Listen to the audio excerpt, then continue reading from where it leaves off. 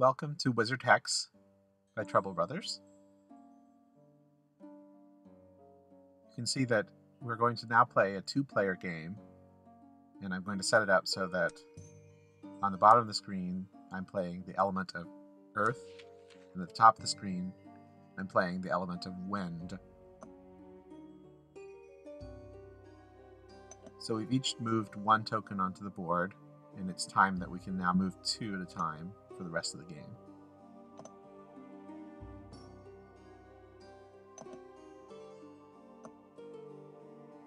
So at this point, each of us is moving our main tokens, but also our allies, which are on either side of our main tokens.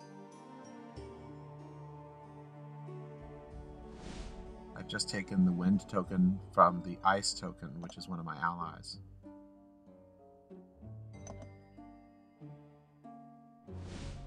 The object of the game is to gain the most territory on the board.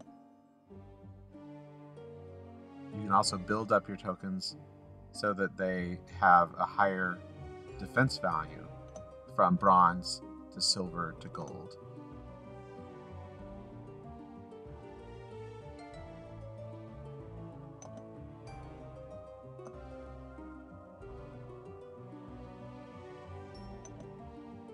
At this point, the wind player has really dominated the center of the board by making a very good defensive strategy with a gold stack.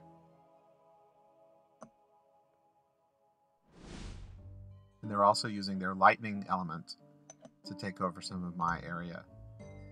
So things look a little bleak for Earth.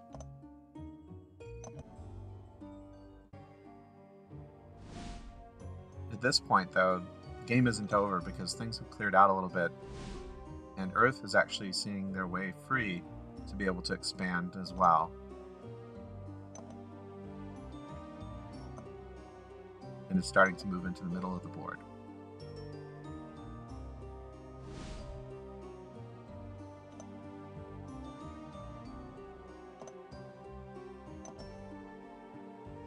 Wind is using its water ally to try to keep Earth down, but Earth has the upper hand because they can stack up enough tokens in the middle to dominate the center of the board, like Wind was doing before. At this point, Earth has taken over the majority of the open spaces.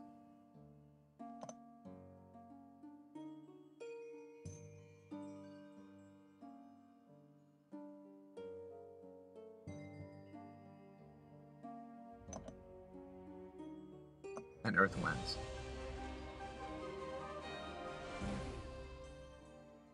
So now we're going to try human versus a computer.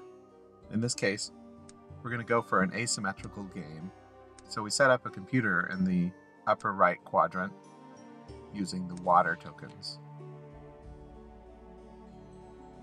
Earth moves first and uses their fire ally. This game is also a little bit harder when we're playing as a master wizard, such as this case. And you'll notice that the token count on the right gives us an idea of how many tokens are left. And it's much harder when you're having to manage the number of tokens that you can use to be able to expand on the board. In this case, Earth is playing against water in an asymmetrical game. Both players are sharing ice as one of their allies, and so both players can use the ice tokens as part of their plan. We've skipped ahead, and you can see that at this point, Earth is using fire to be able to get rid of some of the opponent's tokens. But everybody is starting to run out of their tokens as well because of the fact that the master level has few tokens left. So Earth wins by having more spaces. So now we're going to talk about the spell book. You can flip the pages to learn some of the basic skills in the game. It talks about building your tokens up from bronze to silver to gold. Gold is indestructible. You can also take any piece that is adjacent to you that is not an immediate ally, and you win the game by taking over the most territory on the board. We are also going to have additions to the game which can be unlocked as you master elements of the game, or can be purchased as in-app purchases. So stay tuned. You can also visit troublebrothers.com and join our forums for more information. Now we're going to play one last game, which is ally versus ally.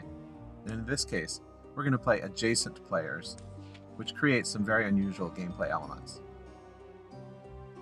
In this case, each player is playing an element that's right next to each other, so technically they're allies as well as opponents. As each player begins to move their pieces out, you'll see that there's an interesting strategy where an opponent can actually play each other's pieces. It can be used both defensively and also aggressively. In this particular game example, you can see that the opponents are using their ally tokens on the far outsides to be able to attack each other and help their position in the game. Thanks so much for watching our gameplay video. We hope you enjoy the game.